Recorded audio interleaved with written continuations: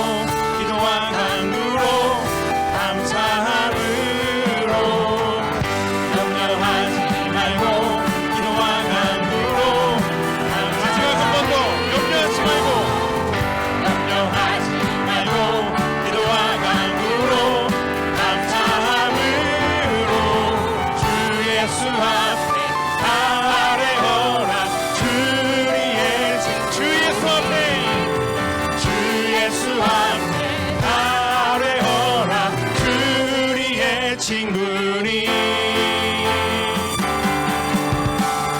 무엇이나 근심하지 말고 주 예수께 아뢰라. 무엇이나 근심하지 말고 주 예수께 아뢰라.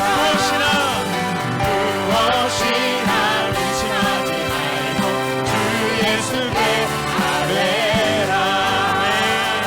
우리 구원하시고 친구 삼으신 예수님을 찬양합니다.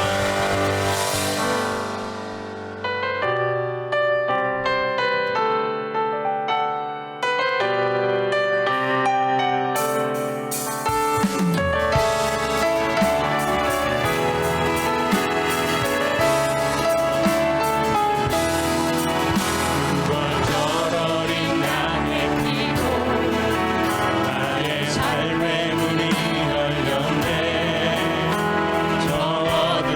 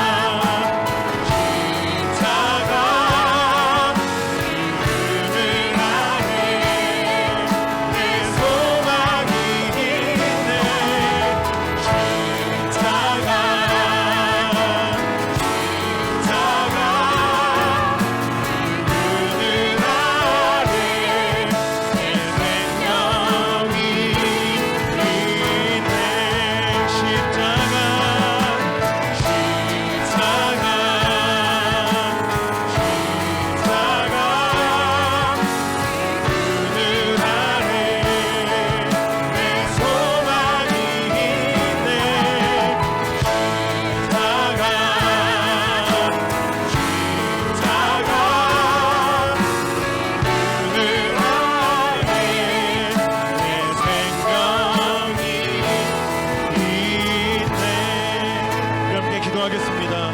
하나님, 오늘 이 시간 예수님을 더 알게 하여 주옵소서. 예수님이 나에게 어떤 의미가 있는 분이신지 오늘 깨달을 수 있도록 나의 눈과 귀를 열어 주옵소서. 나의 심령의 문을 열어 주시옵소서. 주여 한번 크게 부르짖고 통성으로 기도하겠습니다.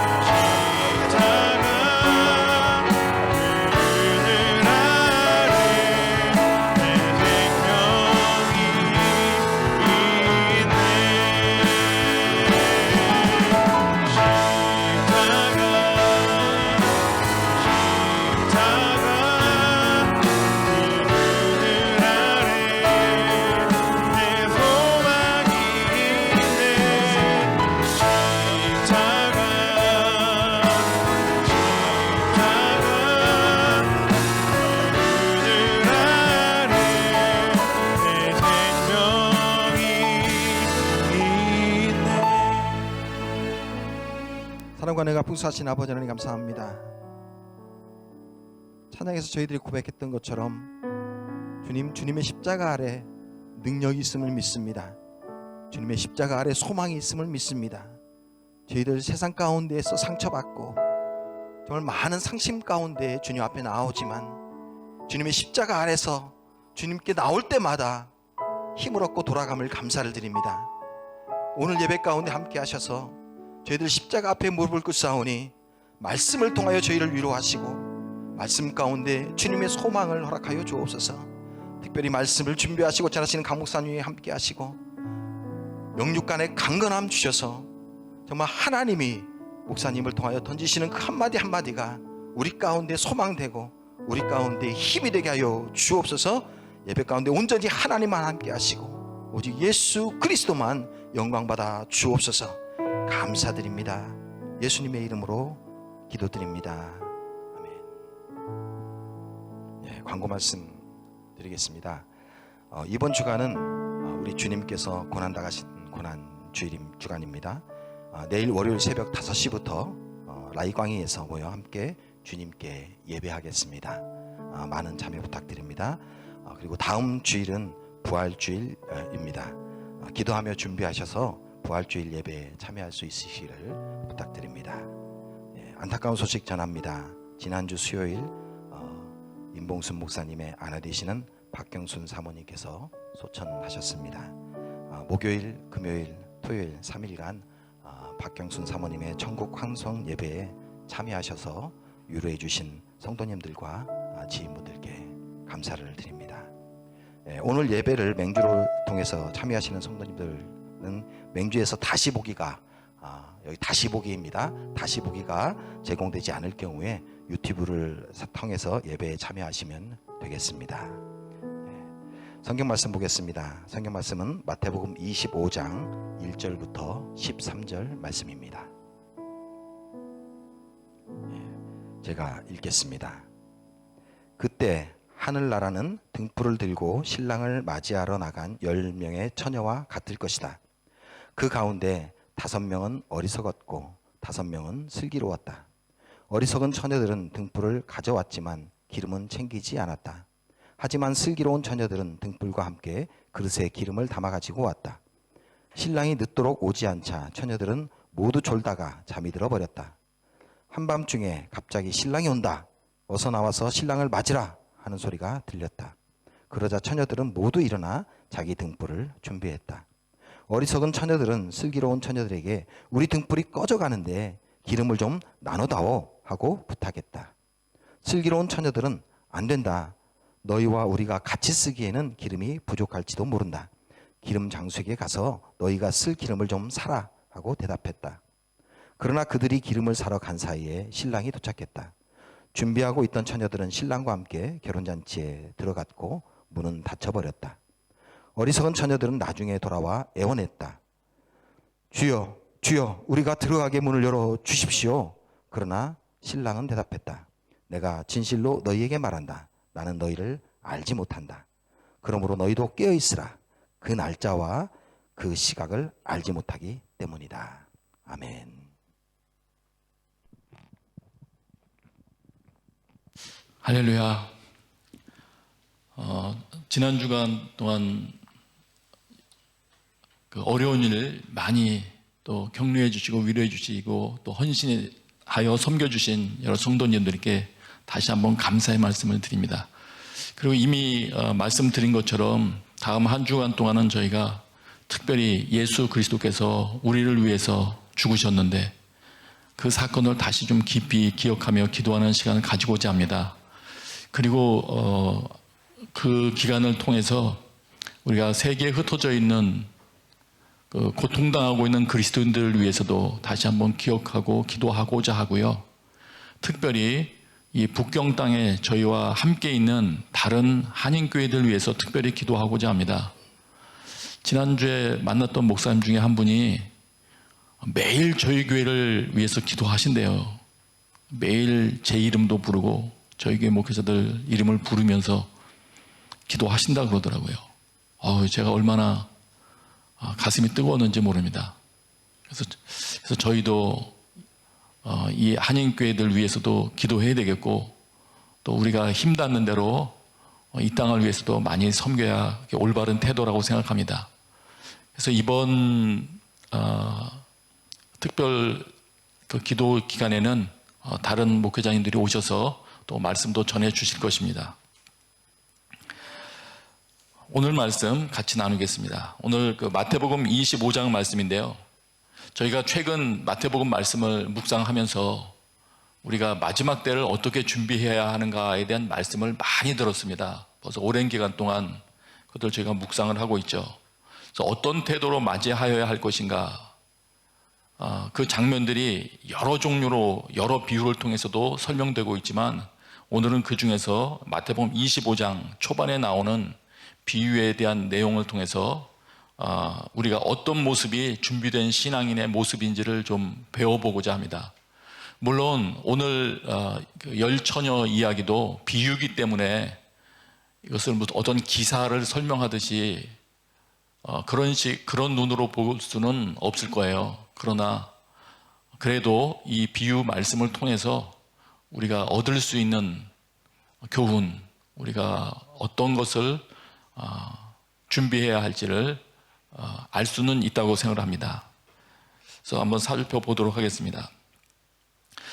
우선 여러 자료들에서 많이 설명을 하는데요. 우리가 이미 봤던 그 생명의 삶, 그 하단에도 보면 열 처녀를 그렇게 설명하죠.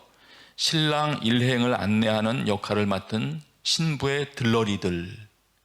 그러니까 10명이 다 신부는 아니고요. 그러니까 신부의 들러리들로 이렇게 알려져 있습니다. 그리고 이들이 주님이라고 부르고 여러 가지 하는 것으로 봐서 일단 믿는 자들 범주에 속한다. 그래서 이들의 구원 문제에 대한 거는 오늘 제가 말씀드리려는 게 아니고요. 또 여러 설명들이 있습니다. 오늘은 어쨌든 이들이 그래도 믿는 자 부류에 속해 있던 자들인데 어떤 부류는 어리석다는 말을 듣고 또 어떤 부류는 슬기로운 자라는 그 말을 들었는데 도대체 이들의 신앙생활에 어떤 모습이 그런 평가를 받게 했는지 그 부분을 우리가 발견하는 것이 오늘 말씀의 좀 목적이 됩니다. 그래서 우리가 이 마지막 때를 준비할 때 무엇을 준비하면 좋을지를 배우면 좋겠습니다. 우선 오늘 본문에서 보는 이 미련한 자들의 특징이 있어요. 이 개역개정, 여러분이 생명의 삶을 묵상했던 곳에는 미련한 자라고 되어 있고 오늘 읽은 우리말 성경에는 이제 어리석은 자로 번역되어 있죠. 여기 미련한 자, 어리석은 자의 특징은 3절에 보니까 저는 생명의 삶 본문으로 읽으면서 설교를 할게요. 미련한 자들은 등을 가지되 기름을 가지지 않았다. 이들의 특징이 기름을 가지지 않았다는 겁니다. 등은 있어요. 등은 있는데 기름은 가지지 않았다. 기름이 없으니까 어떻게 되겠습니까? 시간이 흐르면 점점 꺼져가지 않겠습니까? 그래서 특징이 8절에 나와 있습니다. 이 미련한 자들이 말하는 내용이에요. 우리 등불이 꺼져가니 너희 기름을 좀 나눠달라. 우리 등불이 꺼져간다. 이 등불이 꺼져가는 건 뭐고 이 기름을 가지고 있다는 건 뭘까? 조금 전에도 제가 말씀드렸지만 이거 지금 비유를 설명하시는 거기 때문에 이거를 뭐 아주 꼼꼼하게 따지기보다 우선 성경에 있는 그 맥락을 통해서 무엇을 범주에 포함시킬 수 있을까 이런 눈으로 보는 게 괜찮을 것 같아요. 제가 이 단어들을 쭉 추적해서 찾아보니까 우리 등불이 꺼져간다는 게 그 데살로니가전서 5장 19절에 너희가 성령을 소멸치 말아야 된다고 말씀하신 명령, 성령을 소멸하지 말아라. 그 말씀하고 같은 말이 있더군요. 그러면은 여기에 있는 내용들을 미루어 보면 이 기름을 가지지 않고 있다는 것은 그런 부분하고도 이제 관계가 있는 거예요. 그래서 그런 부분을 참고하면서 어떤 신앙생활을 이 어리석은 사람들이 가지고 있기에 그런가 그 부분들을 좀 살펴보도록 하겠습니다. 그리고 또 그 미련하고 2절 보세요. 그 중에 5은 미련하고, 여기 미련하다는 말, 어리석다는 말도 단어를 찾아보니까 여러분들이 그 익숙하게 아는 그 설명에 쓰였던 단어더군요. 그 마태복음 7장에 보면은 그 표현이 나와 있죠. 마태복음 7장에 보면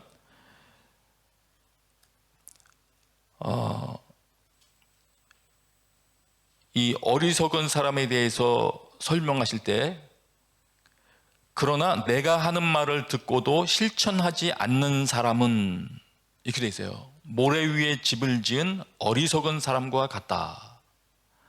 듣고 행하지 않는 자, 말씀을 듣고 행하지 않는 자가 어리석은 자다. 이렇게 설명이 되어 있습니다. 그리고 또 우리가 최근에 봤던 마태복음 23장에 보시면요, 그 바리새파 사람들, 율법학자들, 그들을 나무랄 때에도 이 어리석고 앞을 못 보는 자들아 이렇게 야단치실 때 설명을 그렇게 합니다. 그들은 말만 하고 행하지는 않는다. 이렇게 설명을 하세요. 그러니까 이걸 종합하면은 어떤 자들이냐, 이 미련한 자라는 거는 이 어리석은 신앙생활을 하는 자들이라는 건 어떤 사람이냐면 어떤 직분이나 종교 직책 혹은 그리스도인이라는 이름은 가졌을지 몰라요. 그러나 예수님의 말씀을 듣고 행하는 것은 없다. 예수님의 말씀을 듣는 데서부터 문제가 있을 수도 있습니다. 듣지 않고 있을 수도 있죠. 예수님의 말씀을 듣지 않고 있을 수도 있고 또 들었다 하더라도 실천하지는 않는 사람들입니다. 예, 그것이 등은 가지되 기름은 가지지 않았다. 여기에 걸맞는 상황이다. 이렇게 보시면 맞는 것 같습니다. 그래서 이 미련한 자들이 우리 등불이 꺼져가니 이렇게 설명하지 않습니까? 그러면 지금 제가 설명드린 대로 종합하면 어떻게 되면 지속적인 말씀 순종이 없는 사람은 듣고 예수님의 말씀을 지속적으로 듣고자 하고 또 지속적으로 들은 말씀을 이루고자 하는 의지가 없는 사람은 그 안에 믿음의 불길이나 신앙의 열정, 동기 등등이 꺼져갑니다. 꺼져가요. 그럴 수 있는 거예요. 다시 설명드릴게요. 말씀을 듣고 행하는 것이 없는 사람은 그 사람이 믿고 10년 동안 신앙생활을 했다 할지라도 혹은 어떤 직분을 갖고 있다 할지라도 말씀을 자신의 삶에 옮겨보려는 시도가 없다면 그의 열정은 식을 것이다. 그의 믿음은 퇴보할 것이다. 야단 맞을 것이다. 네, 이렇게 보시면 정확합니다. 다시 말하면 성령을 소멸하지 말아라 할 때 소멸치 않으려면, 내 안에 타오르는 불길을 끄지 않으려면 어떻게 됩니까? 적극적으로 꺼트리는 동작을 하지 않기도 해야 되겠지만, 또 계속 타게 하려면 기름을 계속 부어야 될 거 아니에요. 장작을 공급을 해야 됩니다. 계속 타오르게 하려면. 그러면 계속 타오르게 연료나 땔감을 공급하는 행동은 뭐냐? 오늘 본문에 의하면 지속적인 말씀을 들으면서 순종하는 삶을 사는 거예요. 10년 전에 들었던 말씀, 그거 실천하는 것으로 끝나는 게 아니고요. 오늘 새로운 말씀, 흥미있는 새 것을 찾으라는 얘기가 아니고요. 또 내가 순종할, 내가 순종해야 할, 아직 순종하지 않고 있는 그런 말씀이 있다면 찾아서 믿음으로 붙들고 예수 그리스도의 도움을 구하면서 자기 삶에 옮겨가려고 하는 것이죠. 그런 사람이 되어가려고 하는 것이죠. 그렇게 할 때 내 신앙이 점점 불타오를 것이다. 혹은 꺼져가지 아니하고 유지될 것이다. 네, 이렇게 보시면 됩니다. 그것이 없는 이 미련한 자들에게 임하는 그 곤란이 있습니다. 이 마지막 때에 이 미련한 상태를 유지하고 있다면 어떤 일을 만나게 되느냐. 방금 읽었던 그 8절에 내 등불이 꺼져가니 좀 도와달라 할 때 자기의 등불이 꺼져간다는 것은 감지를 한 거죠. 그거를 알아요. 어려운 일이 자기 삶에 다가오면 자기 믿음으로 지금 그 상황을 극복할 수 없다는 것을 영적인 본능으로 자각하기 시작합니다. 내가 이 기도해도 병이 낫지 않겠구나, 혹은 이 문제 해결을 내가 못하겠구나 하는 것을 어느 정도 감지를 하기도 합니다. 그래서 어떤 행동을 취하느냐면은 10절에 보니까 9절에 부탁을 하죠. 슬기로운 자들에게. 그러나 거절당하고 난 다음에 10절에 보면 그들이 슬기로운 자들의 조언을 따라서 사러 가요. 기름을 사러 갑니다. 위기를 만난 때에 그제서야 기름을 사러 간다. 이건 무슨 말이냐? 이런 식으로 이해할 수 있을 거예요. 위기를 만난 상황에서야 자기 믿음을 다시 재정비하고 준비하려고 합니다.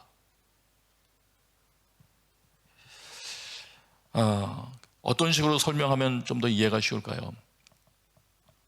예를 들어서 어떤 위기를 만났을 때 과거에 들어서 알고 있던 이건 기도해서 응답을 받아야 된다 라든가 뭘 알았다면 그동안 기도를 해오지 않았기 때문에 자신의 기도의 문이 다 닫혀 있습니다. 뭘 해보려고 해도 안 됩니다. 성경 말씀도 다 잊어버렸고 그럴 수 있어요.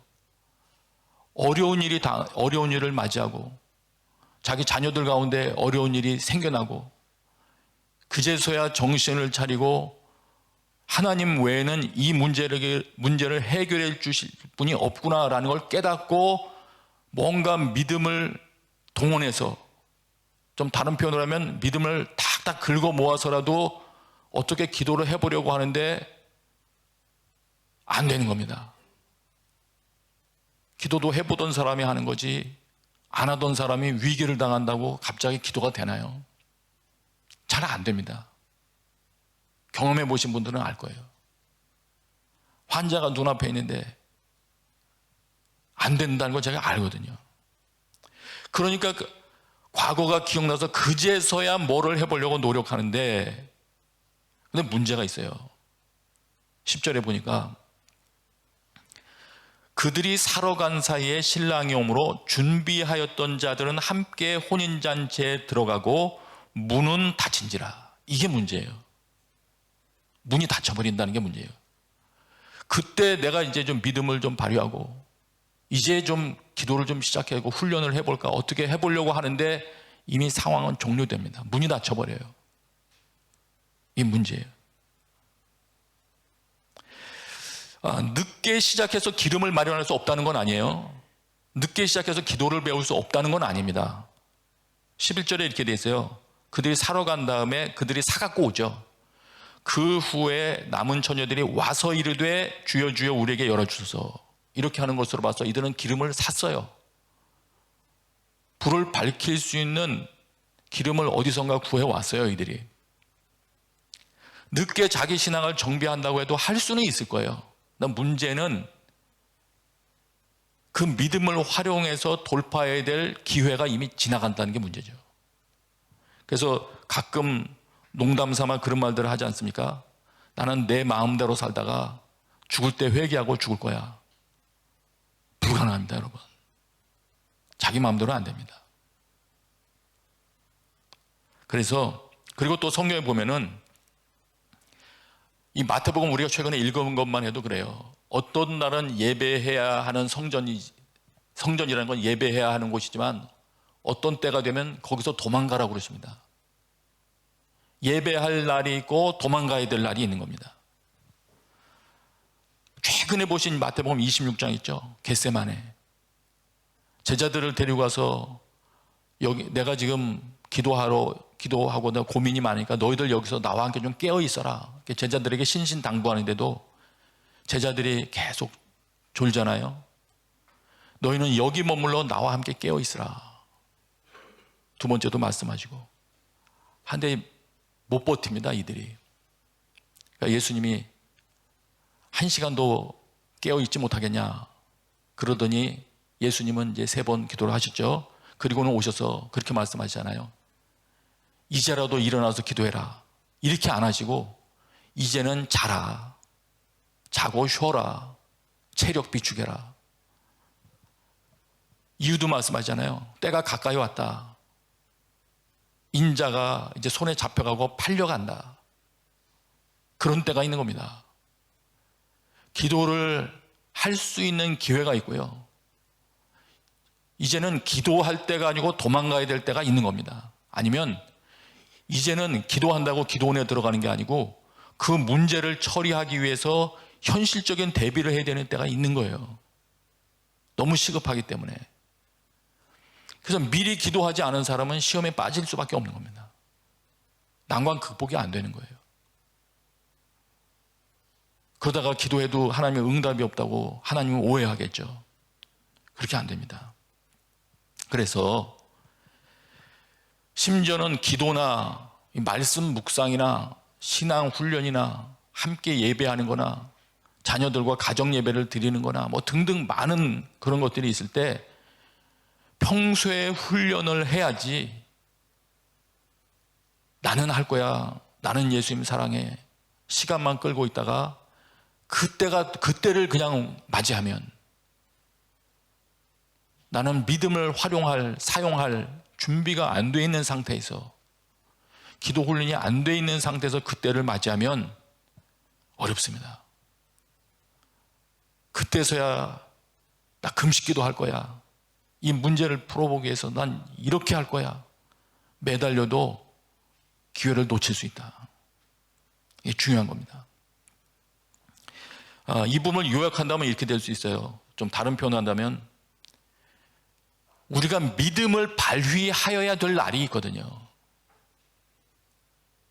믿음을 발휘해야 할 날. 내가 정말 기도를 해야 될 날이 있거든요. 어떤 때냐고요? 인생의 중요한 고비 있지 않습니까? 중요한 마디. 남자들 같으면 군 입대하기 전후, 뭐 심지어는 직장 선택, 결혼 전후 이런 것들을 비롯해서 가족이 뭐 힘든 일을 당하게 되었을 때, 혹은 크게 보면은 나라가 어떤 역사의 변곡점 가운데 서 있을 때, 교회에 위기가 다가왔을 때 많은 시기들이 있지 않습니까? 그때 뭐가 필요합니까? 하나님의 지시를 받아야 되거든요. 정말 하나님의 지시를, 작전 지시를 들어야 되는 아주 중요한 순간이거든요. 그때 눈 감는다고 다 되냐? 안 됩니다. 그게. 제가 냉정한 말을 하는 게 아니고요. 해보니까 안 되더라고요. 평소에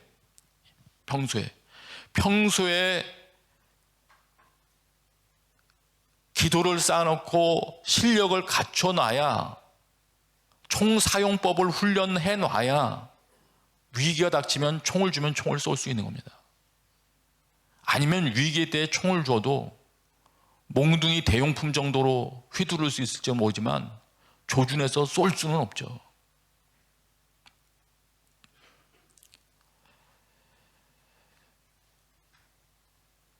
이런 삶을, 이런 삶,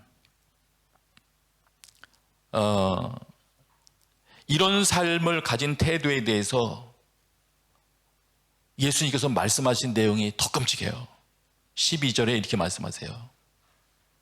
15절에 대답하여 이르되 진실로 너희에게 이르노니 내가 너희를 알지 못하노라 하였느니라. 이게 무슨 말입니까? 내가 너희를 알지 못하노라. 이거 시제를 굳이 따져가지고 본다면요, 그냥 I don't know you가 아니에요. I have not known you가 되더라고요, 이게. 난 너를 쭉 몰라왔어. 그럼 이거 무서운 말이에요. 나는 예수님하고 동행하는 줄 알았는데 예수님은 초기부터 나를 몰랐다고 그러시면 이거 어떻게 됩니까, 이거? 어떤 자를 몰랐다고 하시느냐? 마태복음 7장에 보면 이렇게 돼 있거든요. 마태복음 7장 21절에 아버지의 뜻대로 행하는 자를 언급하시면서 어떤 이는 주여 주여 내가 주님의 이름으로 귀신을 쫓았습니다까지 하면서 아버지의 뜻대로가 아니라면은 능력을 행했다 할지라도 7장 23절 가면 이렇게 말씀하세요. 예수님이 그때 나는 그들에게 분명히 말할 것이다. 나는 너희를 도무지 알지 못한다. 불법을 행하는 자들아 내게서 떠나가라. 여기도 그 말씀을 하세요. 나는 너희를 도무지 알지 못한다.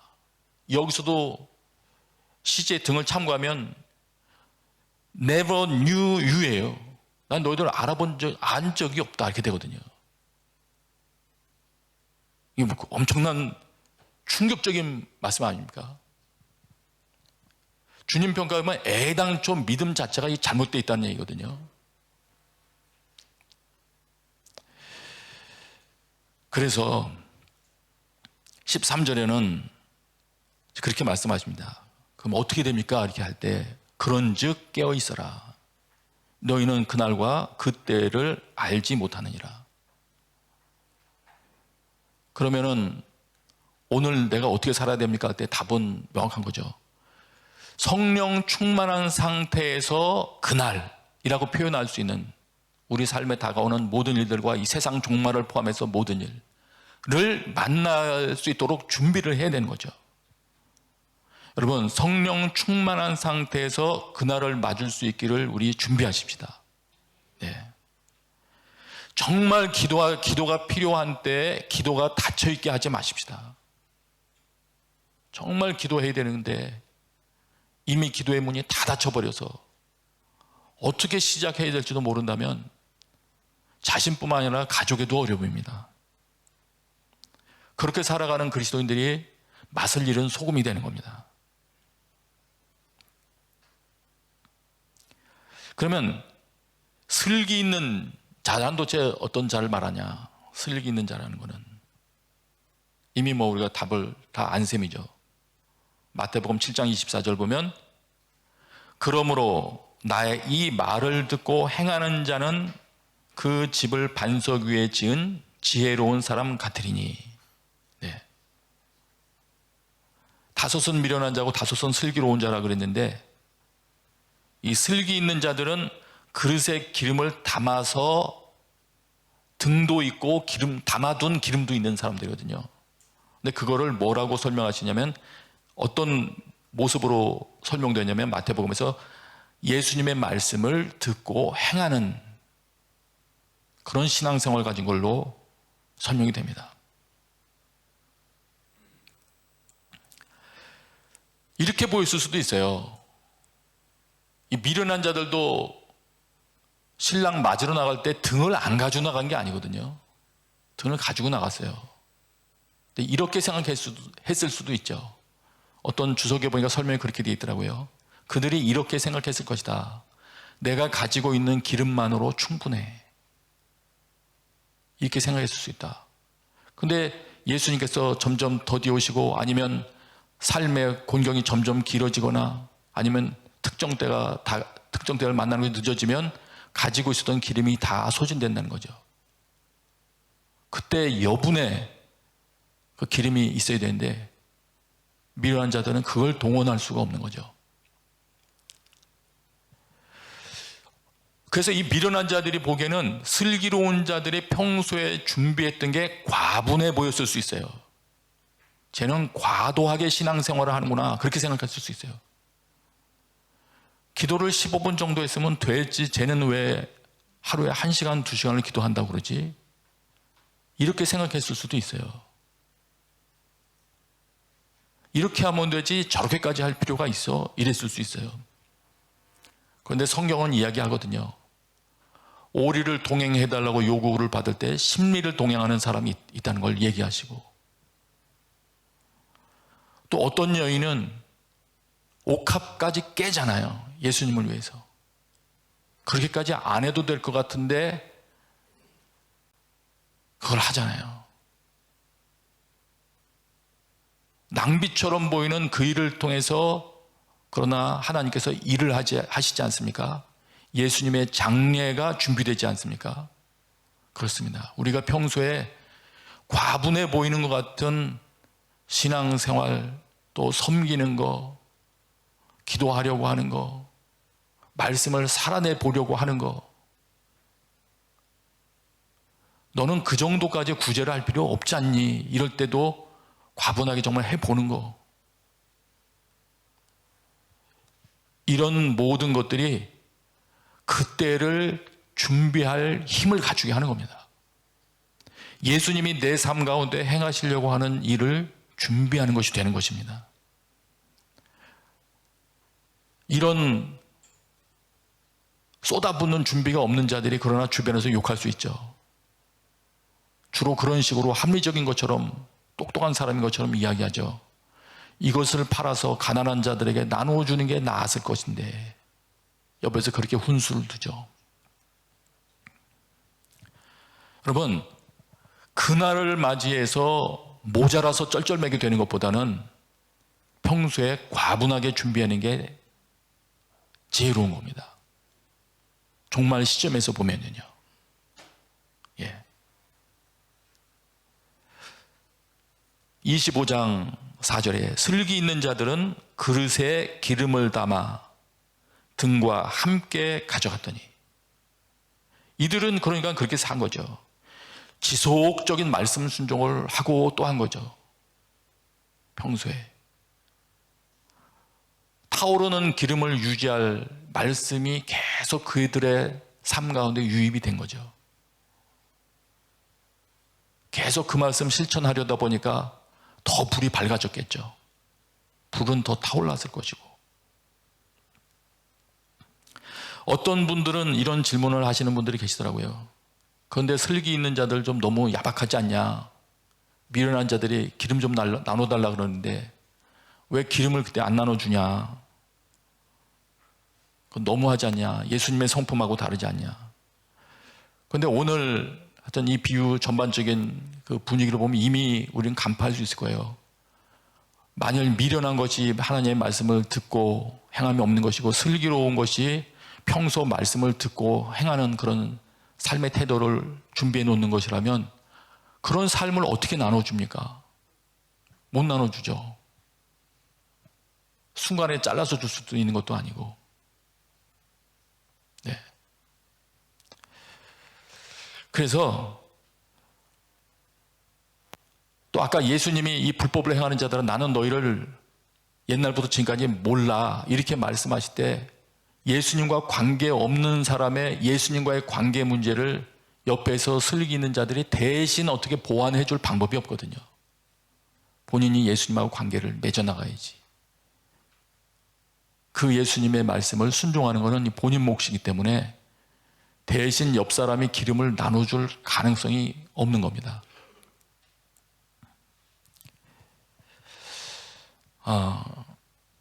이렇게 해서 이 부분까지만 다시 요약한다면 평소에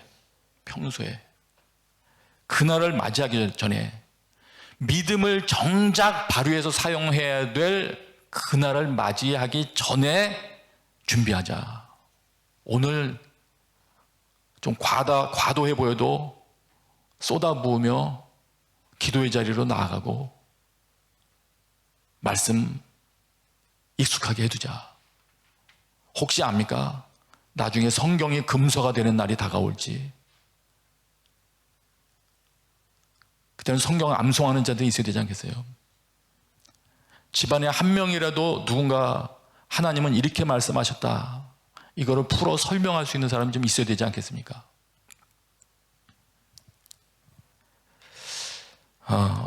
마태복음 26장으로 가면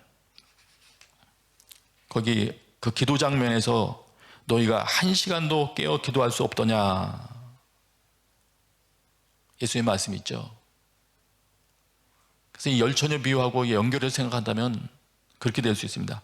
1시간도 기도할 수 없는 내 개인적인 삶의 상황이나 몸의 조건을 가지고 있다면 이 문제는 이거 해결을 해야 되는 문제더라고요. 돈을 조금 덜 벌든지 아니면 체력 단련을 좀 하든지. 왜냐하면 결론은 기도를 안 하면은 정상 참작이 되는 게 아니고, 너는 바빠서 기도를 못했구나 이렇게 정상 참작이 되는 게 아니고 결국은 그날의 극복이 안 되거든요.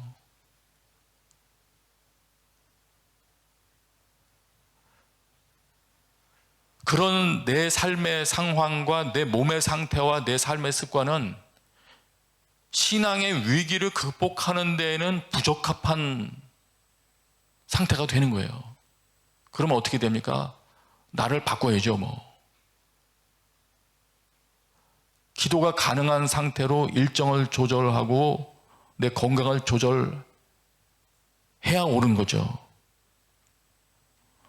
주님 내 상태 돼보세요 이런 말 할 게 아니고요. 그리고 그것도 생각해 봐야 돼요. 정직해야 돼요. 내가 정말 기도할 때마다 만일 졸음이 온다면 육체가 약해서 그런 건지 아니면 관심이 없어서 그런 건지도 봐야 돼요. 저도 깜짝 놀랄 때가 있었어요. 제가 좋아하는 거를 시청하거나 제가 좋아하는 뭘 만들거나 할 때는 잠은 무슨 잠입니까? 눈이 말똥말똥하고 밤을 새도 아무런 문제가 발생하지 않냐고.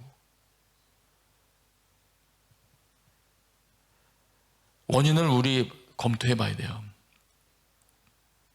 한 가지만 더 말씀드리고 말씀을 마칠 거예요.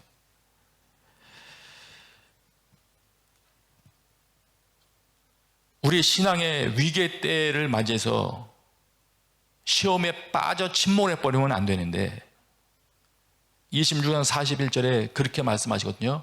시험에 들지 않게, 이건 시험으로 속으로 들어가 버리는 거예요.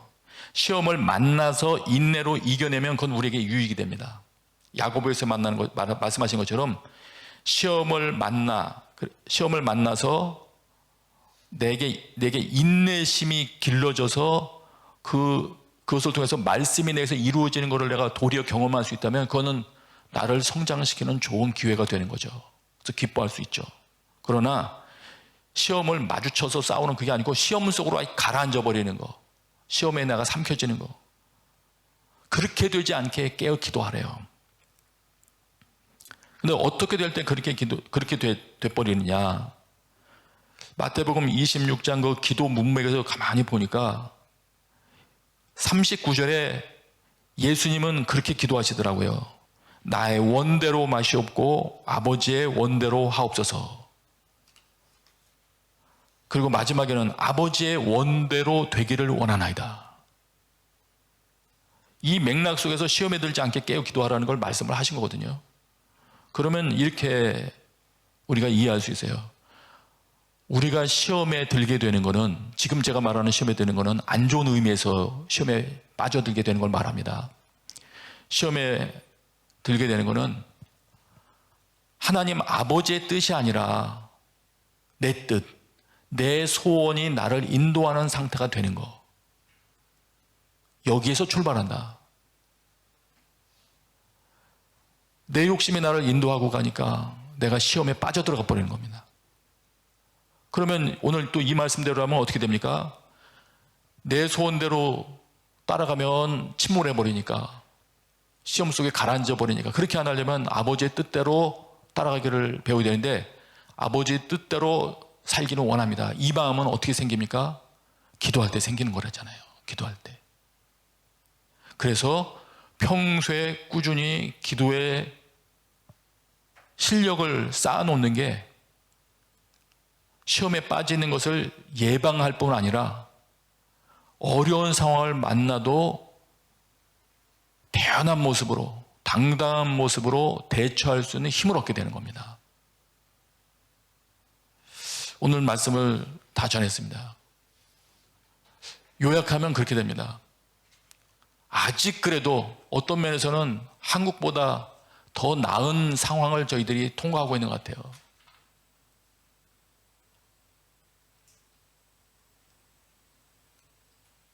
적극적으로 누가 우리 신앙을 체포하거나 그런 건 아직 없지 않습니까?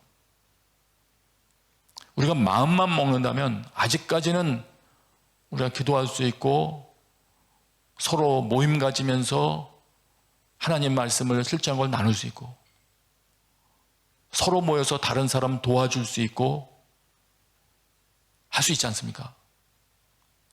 같이 예배드리자 할 수도 있지 않습니까? 이런 시기를 아직 주셨을 때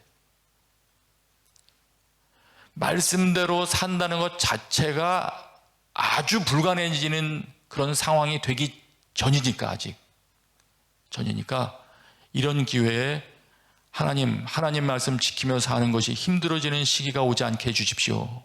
기도하면서 믿음의 실력을 키워가야 되겠습니다. 우리 이 땅에 머물게 허락해 주신 동안을 그 기회로 삼고 하나님의 은혜를 구하며 나아가십시다. 이 시간에 같이 기도하겠습니다. 우리 기도할 때 하나님 도와주십시오. 예수 그리스도께서 내 삶 가운데 이런 것들이 가능해질 수 있는 생명으로 내 속에서 활동하여 주옵소서. 같이 기도하겠습니다. 서주소서.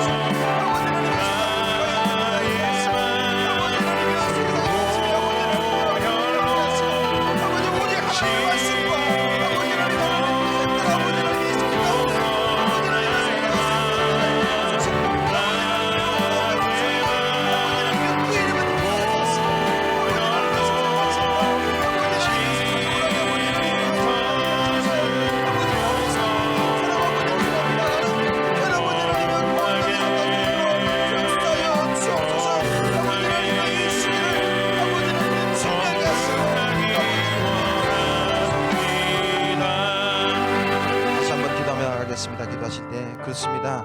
주님, 때가 오기 전에 주여 늦지 않도록 준비하는 삶 살게 하여 주옵소서.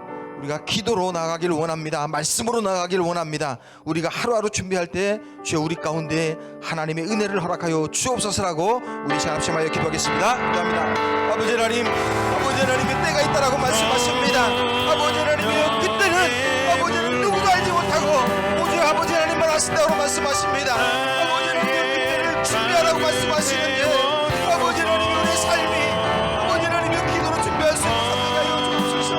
주 아버지 하나님 말씀으로 준비하는 삶이 하여 주옵소서.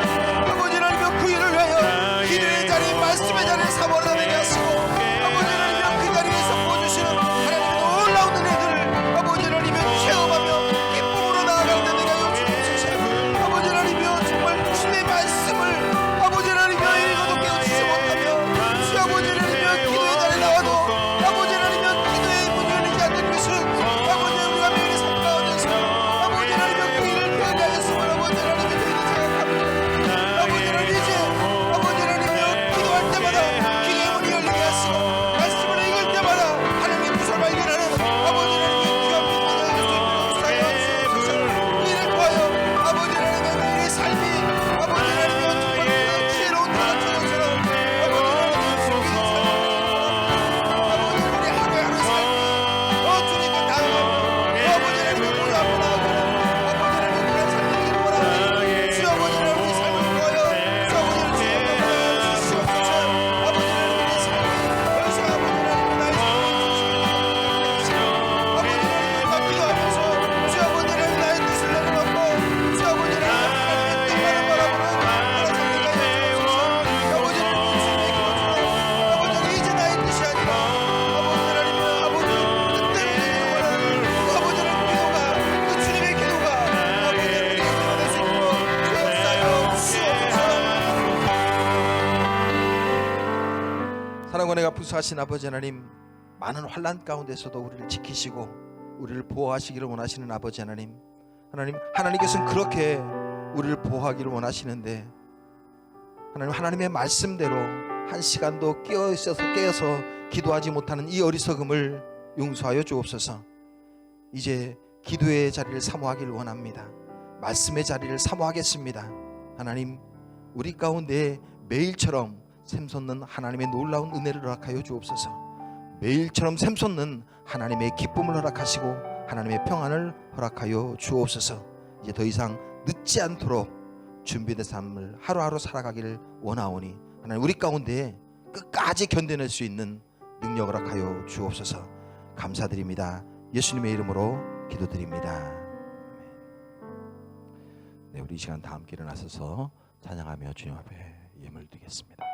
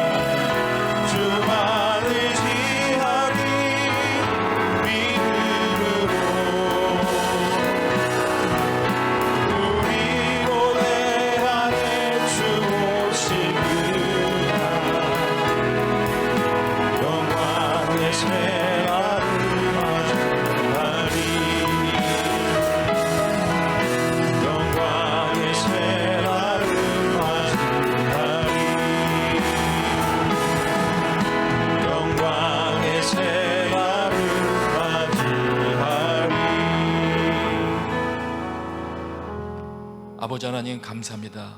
주님 앞에 드려진 저희들의 물질과 또 우리의 모든 자원을 드리고자 하는 헌신들을 받아 주셔서 복음이 증거되는 데 사용하여 주시옵소서. 이제는 우리 주 예수 그리스도의 은혜와 하나님 아버지의 크신 사랑과 성령님의 교통하심이 예배드리는 모든 이들 위해 지금부터 영원토록 함께 계시기를 간절히 축원하옵나이다. 아멘. 가운데 손들고 찬양하겠습니다. 살아계신 주 나의 참된 소망 어정듯이